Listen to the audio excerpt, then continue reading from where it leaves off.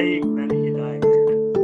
Oh, I'm sure. I mean, the situation isn't that much different here in the States. I mean, he was very well loved. And I had the opportunity to meet him and interview him back when I worked with Moody Radio, Moody Bible Institute. I don't know if you're familiar with them. Yes, yes. So I used to work for the Moody Bible Institute for their radio network and had the opportunity to meet him. I actually moderated a debate between Nabil Qureshi and a Muslim imam. And that was all part of a Ravi Zacharias International Ministries event. So I knew people there. I had met Ravi. I love Nabil. And so I think for all of us, it's just been crushing. And what is your background? Where were you born? I was actually born in Zimbabwe. My parents were medical missionaries. My father was a surgeon, and they spent 10 years there. And I'm the baby of the family. So I spent the least amount of time there. I think I was like 4 when we came home. But yeah, I was a missionary kid, and then we came back to the States and settled in Pennsylvania, is where my father's family is from. And then I ended up going to college in the Chicago area and married a Midwesterner. And so been in the Chicago area ever since. Wow, that's a very interesting story. And why were you at what point were you interested in Ravi's dark side?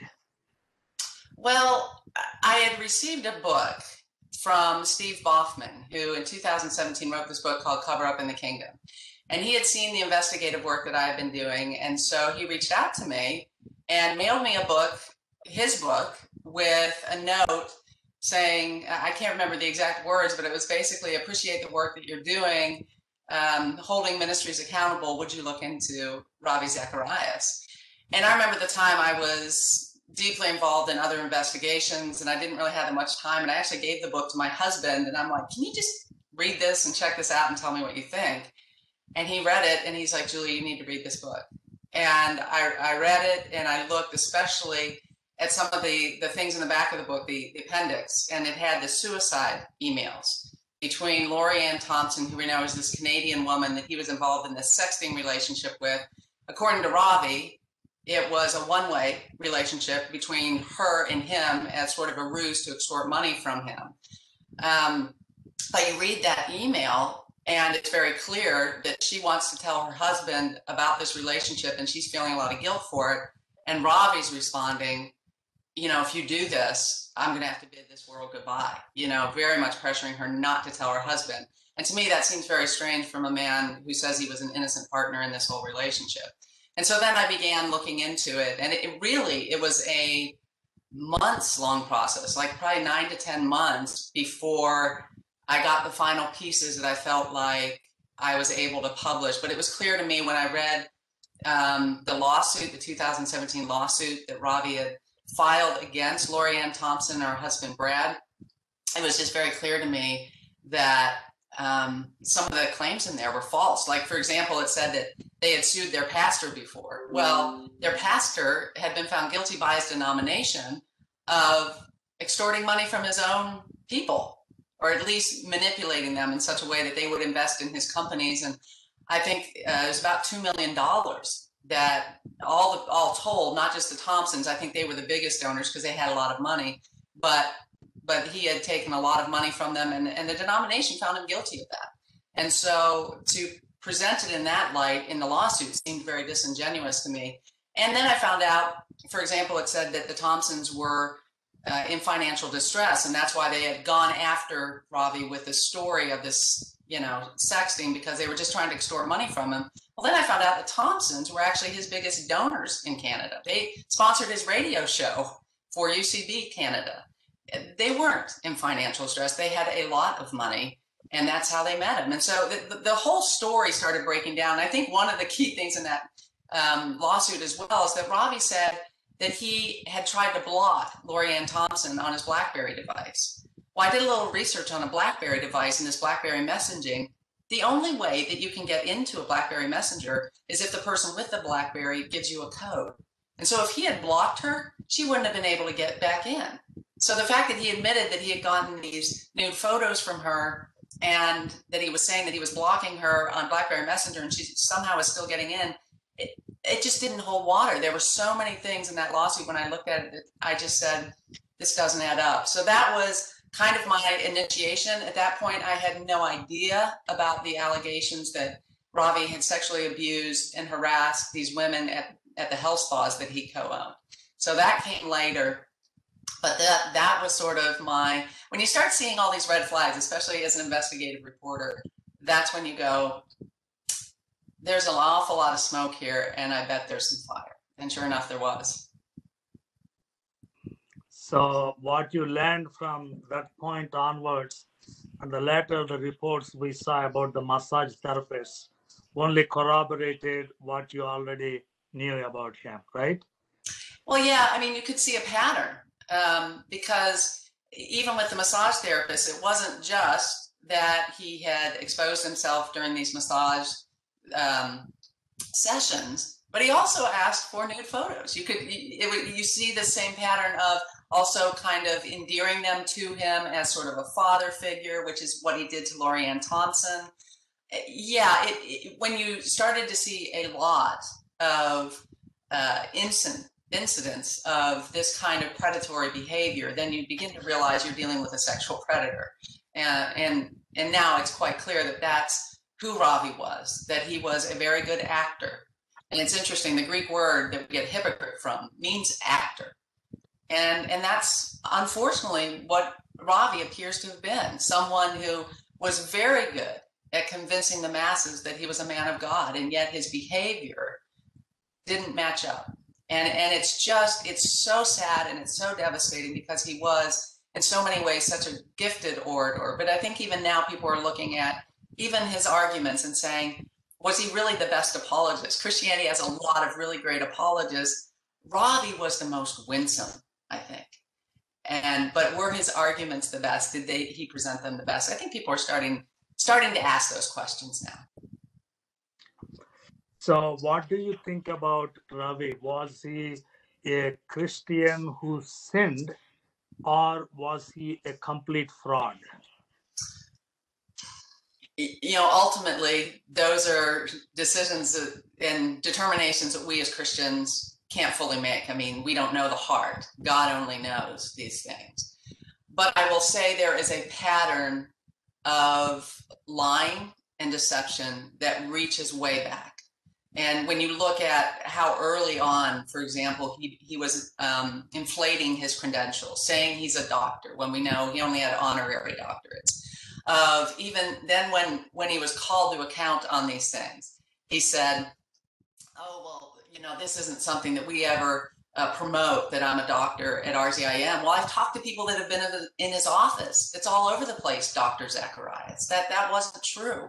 And so it begins to make you wonder about all of his other claims, like even his conversion story is very dramatic, and he told it all the time, about how he tried to commit suicide and he was in the hospital.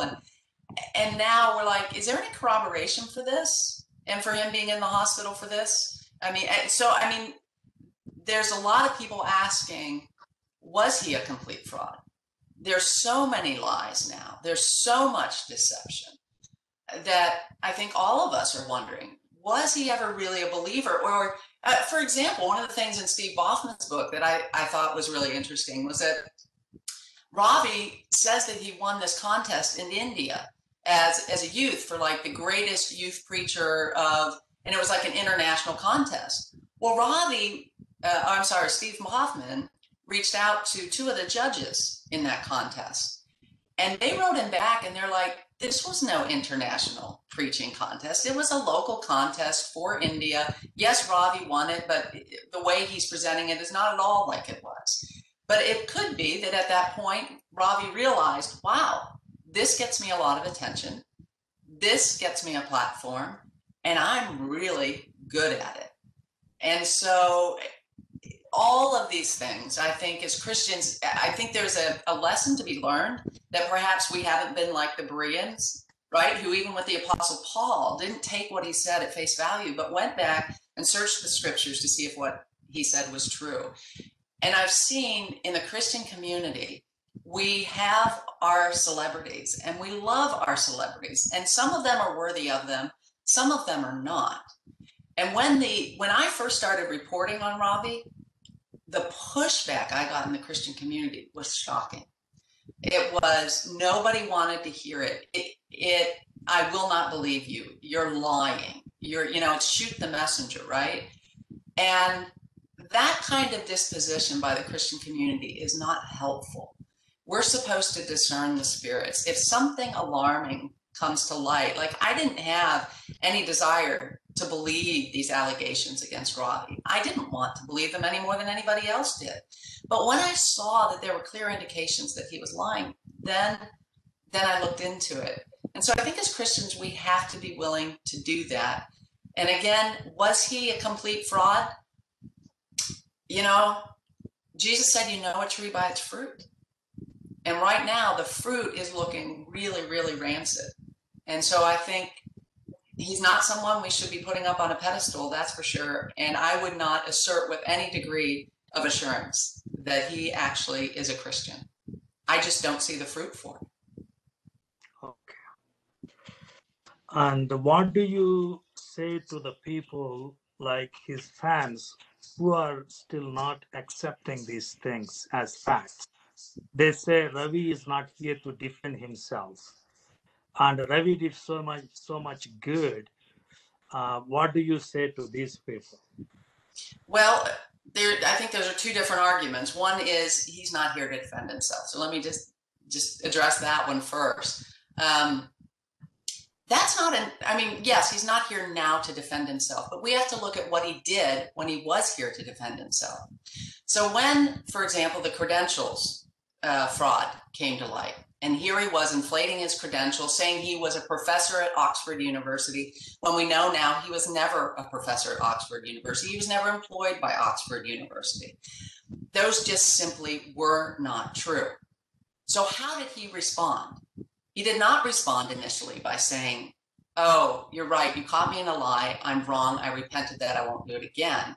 It was more obfuscation. It was, oh, other people have said this about me, but I've never said it about myself, till Steve Baughman produced a video of Ravi claiming in the video that he was a professor at Oxford.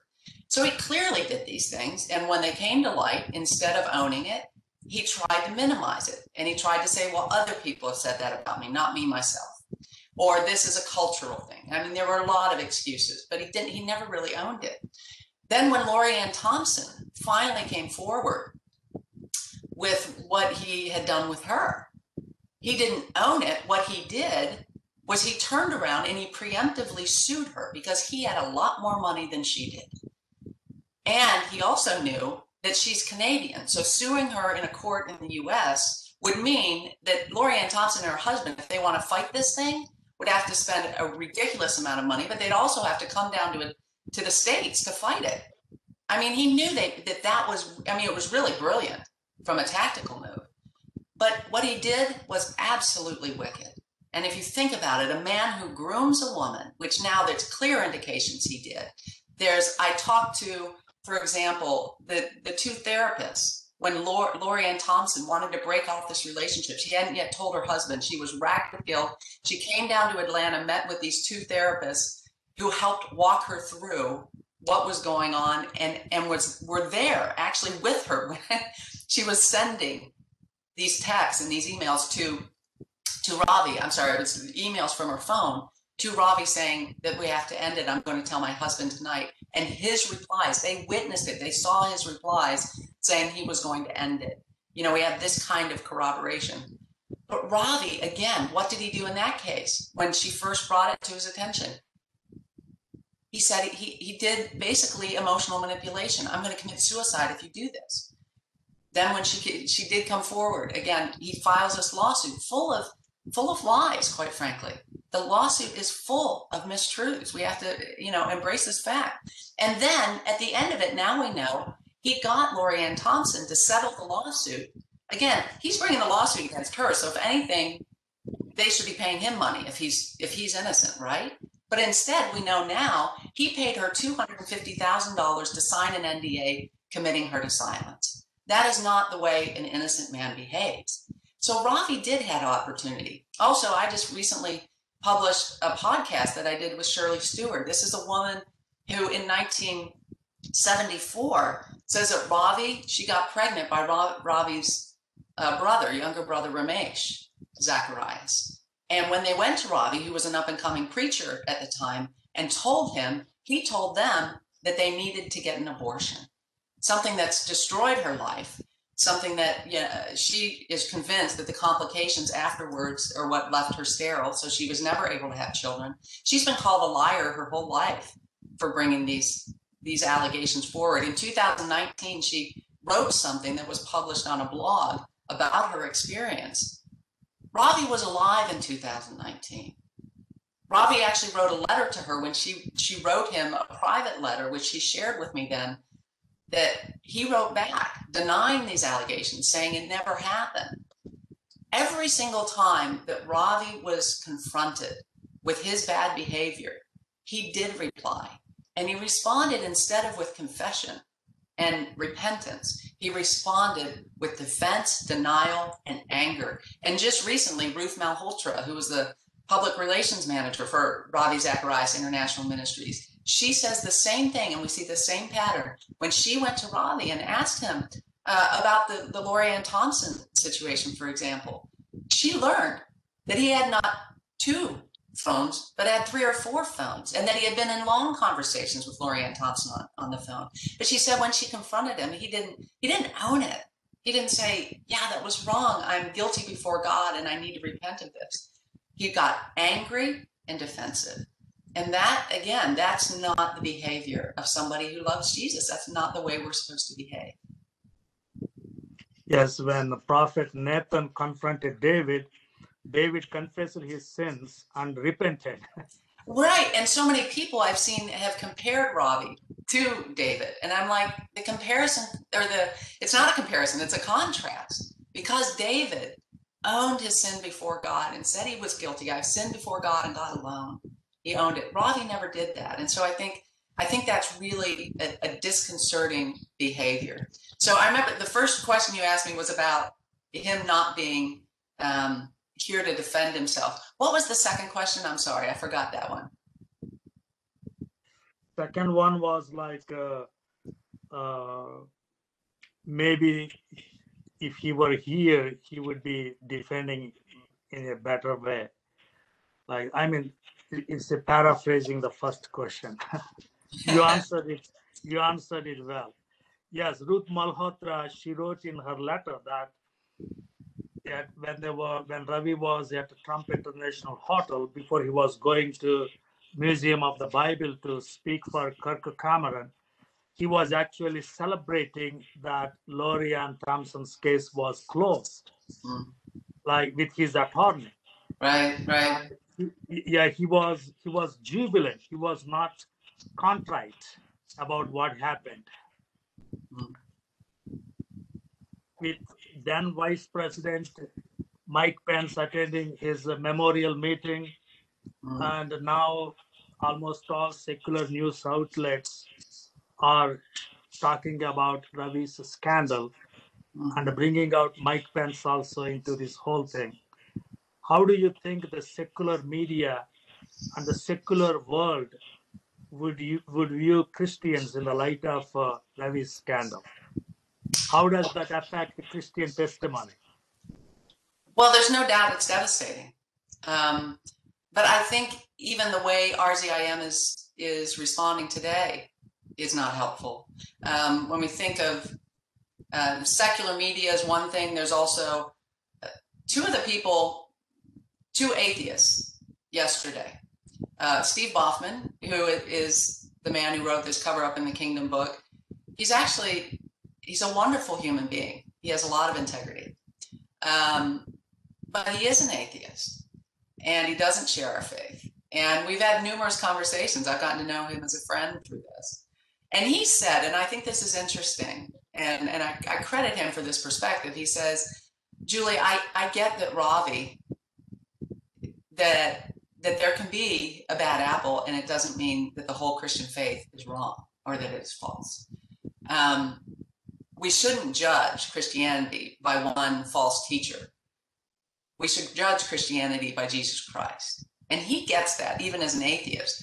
But he and another atheist got on the Facebook thread of a board member of RZIM, because a board member yesterday was talking about forgiveness. And he's like, really, we're talking about forgiveness right now?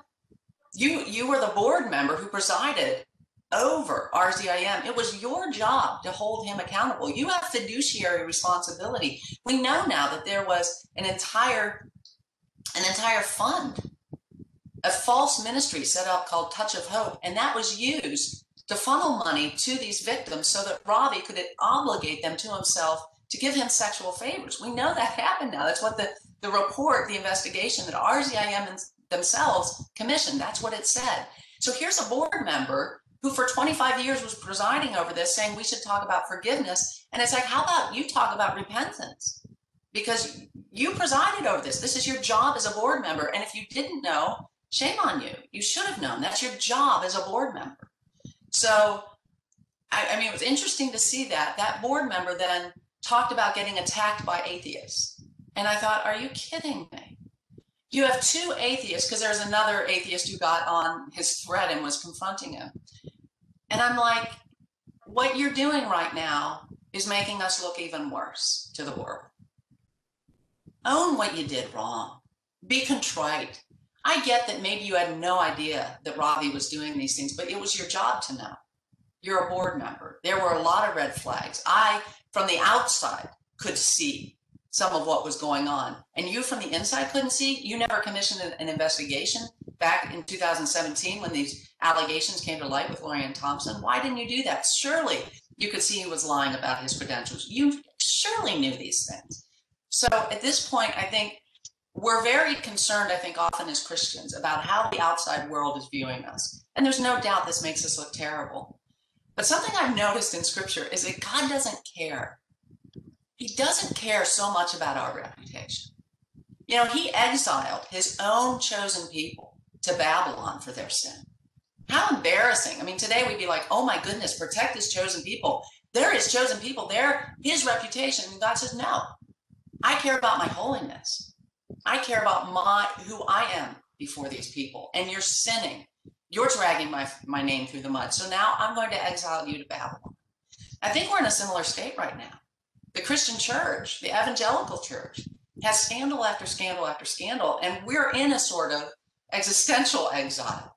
And the world is looking at us and saying, shame on you, Christians. We need to own that. The best thing we can do right now is not defend ourselves. The best thing we can do right now is confess our sin before the world. The best thing we can do is be contrite before the world. I know for me, I'm heartbroken about what's happened. When I talk to my friends who are non-Christians, I say, I understand why you think we're all hypocrites. I get it. I really do. And it breaks my heart. And I know it breaks my Lord's heart. And just be repentant and just be contrite. That's the best thing we can do. But the thing we can't do is bury our sin and think it will go away. It has to be brought into the light. It has to be confessed. That is the gospel way. There is no other way. I wish there was a way that we could somehow avoid the cross and avoid the embarrassment of our sin being out there. But we have to come before Christ humbly. I mean, that's a prerequisite for being a believer, is being willing to confess our sin before God and humbly admit that we're sinners in front of a holy God. That's what we need to be doing right now. Our PR, our reputation is going to be awful for a long time. And the best thing we can do is not try to paper it over by trying to make ourselves look good, but actually become the people that we need to be to have a good reputation. And once we become those people, which I know there's an awful lot of wonderful Christians out there right now, and there's a few bad apples who are very prominent who are giving us a bad name. But we need to become the people of God. We need to have leaders who are godly, and we need to hold them accountable. There's no other way out. Wow. Very well said. So you talked about on your website, you talked about Hillsong, New York City, Carl Lynch, and Bill Hybel, James McDonald, and all these people. So many scandals among these leaders. Why do you think like the world is already hostile to Christians, and why do these leaders are not careful in their private life? Well, I think we have a unique situation in some ways, and one that's as old as as the beginning of time, right? I mean, mankind has had sin issues from the beginning. We are sinful ever since the fall in the garden. So that's as old as mankind. At the same time, we have a unique set of conditions right now. I've referred to it at my website a number of times as the Evangelical Industrial Complex. And what I mean by that is that we have a whole entire network right now of publishers and conferences and ministries and radio shows and TV shows. And none of these things are bad in and of themselves. But what's happened is we have this network of Christian organizations, and for-profit and not-for-profit, but people are profiting from them a lot. Ravi Zacharias was making a lot of money. He is worth millions of dollars. The home that he lived in Atlanta is worth about $1 million. Interestingly enough, it was bought by Gateway LLC, whose chief agent was the CFO of RZIM. So it looks like RZIM bought that house for him. I mean, this kind of stuff that's going on. But people knew about Ravi. People now are trying to say, oh, I had no idea about Ravi. So many of these allegations came out 3 years ago. Christianity Today, the first piece they published was, I mean, it's just grievous that they didn't do more fact checking of Ravi before they published that. But again, Ravi's a big name. Media organizations like Christianity Today, they get funding from a lot of friends, from maybe from RZIM. I don't know if they ever, my guess is they probably did receive some advertising. Their people probably have spoken at conferences for RZIM or have had, there's just this intricate web. I know when I was at Moody Radio for years, Moody Bible Institute, a big institute in Chicago, and there's a network of radio stations, dozens of them. Well, all these pastors and RZIM would pay to have their programs on the Moody Radio network. So Moody gets this programming, which allows Moody to build a big network and get a lot of viewers and listeners for their radio network. And then these ministries get a platform where then they can ask for money. And it's very lucrative. These ministries do very, very well through doing this. And so you see the symbiotic relationship. Now, it's not necessarily evil if there's accountability between the leaders of these organizations, if they're spending their money with full transparency. Here's the thing with RZIM. In 2015, they stopped filing IRS 990 forms. If you're a nonprofit in the United States, you have to file these 990 forms unless what they did is they classified themselves with the IRS as an association of churches. So after that, they didn't have to file these 990s. They didn't have to report their executive salaries. They didn't have to report where all their money was going. And so they went underground, and the Christian community should have cried foul and said, we need to see how much people are making. If you're going to take $30 to $40 million in donations a year, you're accountable to the people that donate to you, and you need to publish that information. You need to be transparent about that. We need to know how much your leader is getting. But again, they didn't. Christians didn't, and other organizations didn't call that. Why? Because they're doing the same thing. James McDonald and Harvest Bible Chapel, that may not be a household word or name in India, but I tell you what, in Chicago area it is. He had a huge ministry, and he had not just mega churches, he had a radio ministry on Moody Radio, just like RZIM did. He had a program called Walk in the Word. They did the same thing. They brought Walk in the Word under the church, so they no longer had to file how much James McDonald was making and profiting from this ministry.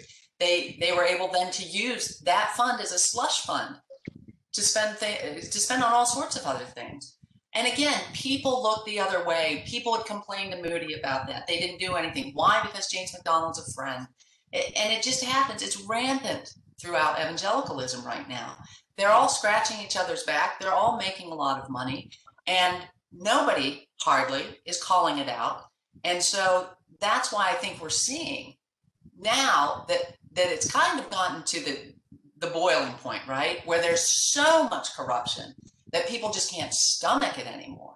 And so people are starting to come forward. And to be honest, to see Christianity Today actually report on these spa allegations, that to me was an incredibly heartening move.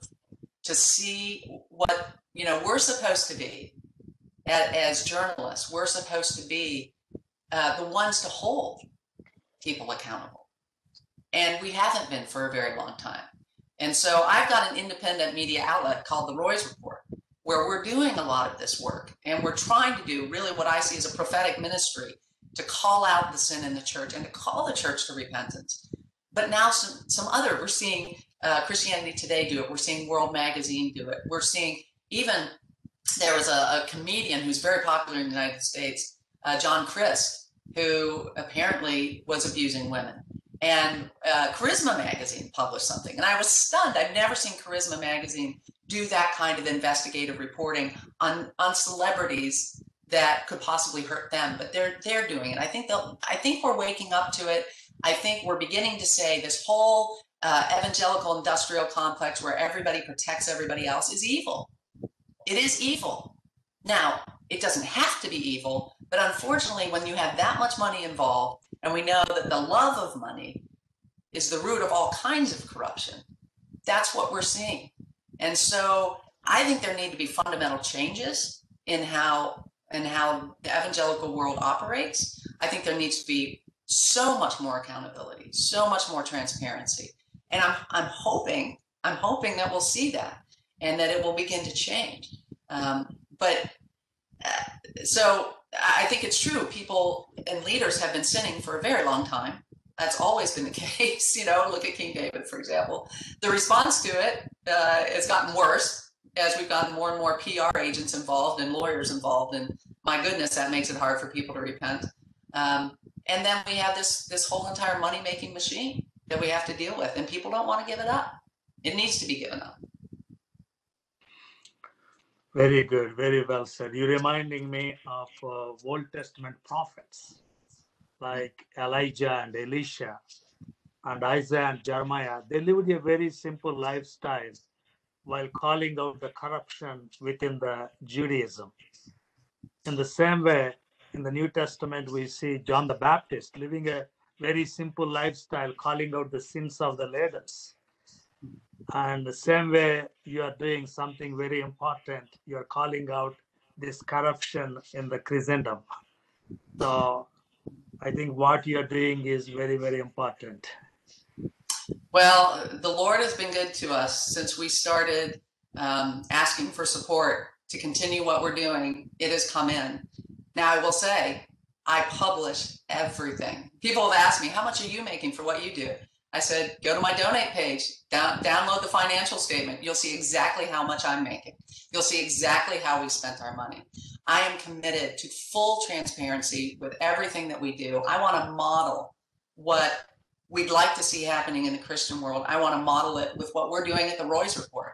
And so we have a board. I'm fully accountable to the board. I publish the names of my board, unlike Ravi, who didn't. In our bylaws for our board, it is said that nobody who's related to the president of the organization, which I'm the president of the Roys Report, nobody related to me can serve on the board. Ravi was the chairman of his board. Margie, his wife, was the vice chairman. Sarah Davis, the CEO, was also a director on the board. It's no wonder this board didn't hold him accountable. We're not doing that. We want an independent board. We want a board that holds me accountable. And I've told them, if I ever do something wrong, it's your job to remove me. It's your job to hold me accountable. So I'm asking for that kind of accountability. And I expect the Christian world, every single organization needs to do this. And you can find out what the organizations you're donating to, you can find out how they're spending your money. I mean, Ravi Zacharias isn't the only one to be fraudulent, especially in India. Gospel for Asia, my goodness, what has gone on there. And if I know people love Gospel for Asia, but I'm like, do your homework. It's all there. It's all there. Nobody pays tens of millions of dollars to settle a lawsuit claiming that they fraudulently spent donors' money. Nobody does that who's innocent. So you need gospel. I mean, briefly, what is happening with Gospel for Asia? I would encourage you, Google it. Gospel for Asia, $1 million settlement. You'll see lots there. They've misspent millions and millions of dollars that were given to them. And even now India did a raid. The Indian government conducted a raid and found, stashes of cash. I mean, what ministry keeps stashes of cash at their disposal when cash is a good way to spend money and there be no paper trail, right? So I would encourage people, this is not, I haven't done extensive research. I haven't done the reporting on Gospel for Asia, a lot of it. I have a few articles up at my site. You can go to the Roy's Report, spelled R-O-Y-S, roysreport.com, or Julie Roys, ROYS.com. Either one will send you there. And just do the search bar for Gospel for Asia. I have the articles posted there. It's shocking what's gone on. And this is the thing. What I'm trying to do is inform donors, because ultimately, this is where these leaders are getting their money. They're getting it from Christians. They're getting it from lay people who we trusted them, right? And it's kind of one of these things. We have a saying, fool me once, shame on you. Fool me twice, shame on me. So friends, we've been fooled once. Now let's get smart. Let's do research on these organizations we give to. See if they're worthy. There are worthy organizations out there to give to, but you have to do your homework. Don't expect other people to do it for you. And if the organization you're giving to won't tell you how much and give you some documentation of how much the top executives are making, stop giving. Just don't give. Yes, thank you for that. One last question. John MacArthur, you wrote a news story about John MacArthur's prosperous lifestyle. And what is your take on him? Well, that's the tip of the iceberg. The Masters University and Seminary, where John MacArthur was president, now he's moved to Chancellor Emeritus. And the reason was that the accrediting body came in and found tons of accusations of bullying behavior, of nepotism, which I did report in my article, where they've, grace to you and the Masters University and Seminary, have funneled millions of dollars to John MacArthur's son-in-law for, his video services. That's suspect. But it was so bad that the accrediting agency put them on probation, and they saw John MacArthur as the issue. And that's why he had to move from president to Chancellor Emeritus. So it's not just me reporting. We have governing bodies now that are coming in and bringing some accountability. But when it comes to money, I mean, here you have John MacArthur, who's been, America's anti-prosperity gospel preacher, right? I mean, he has been hard, and he was hard on Ravi, saying that Ravi was just in it for the money. Well, Ravi's net worth is small potatoes compared to John MacArthur's net worth.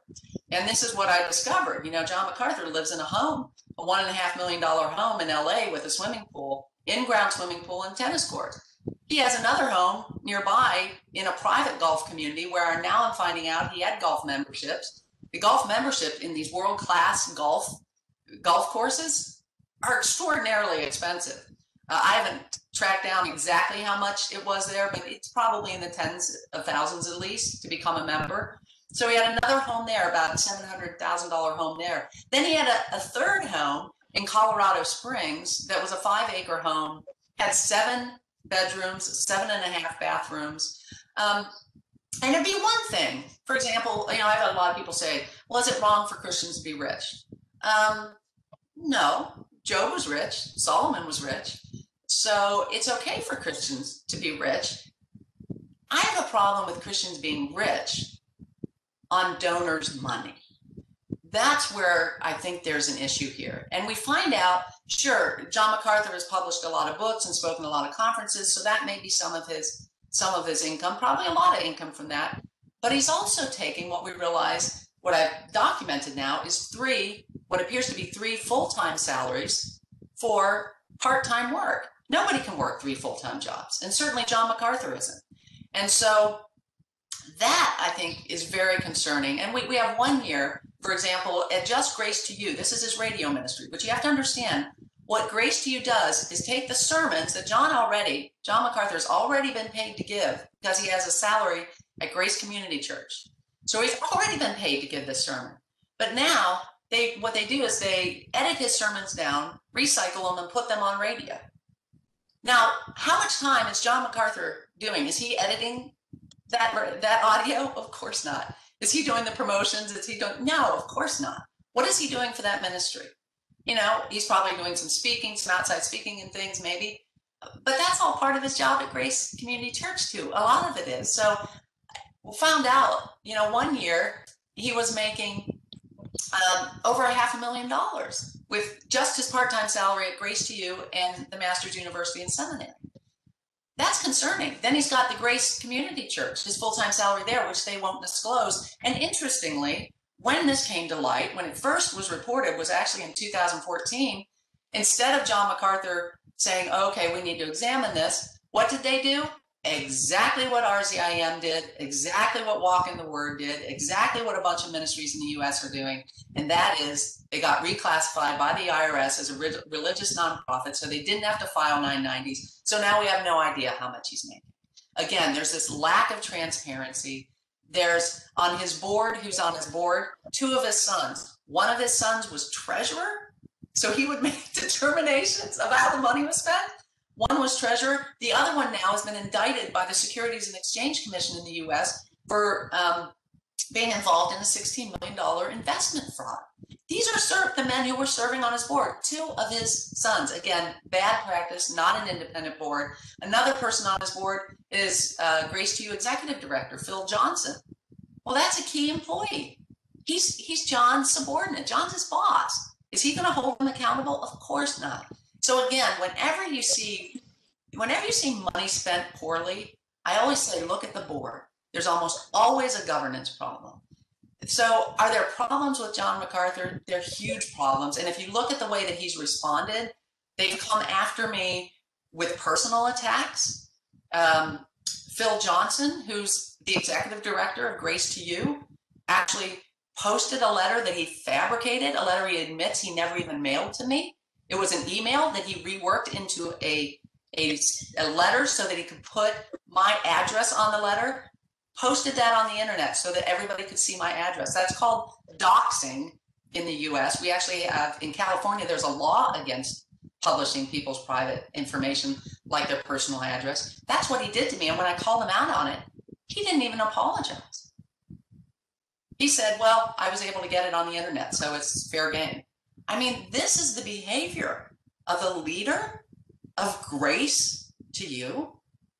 It's shocking, quite frankly. I think there is no grace in that behavior. It's graceless. It's the most ironic name to me. So I find this behavior shocking, Paul. I find it absolutely shocking. And I hope that people, instead of exactly like they did with Ravi, attacking the messenger, they need to go to these people and say, you need to answer these questions. You need to own up to what you're doing. There's nothing in anything I've reported so far that's been pointed out as false. Nobody goes for that's inaccurate because I did my homework. I got it all documented. So instead, what do they do? It's personal attacks. It's ad hominem attacks. It's sad. Friends, that's not how Christians behave. You know, it's time that as a church we begin behaving like Jesus taught us to behave.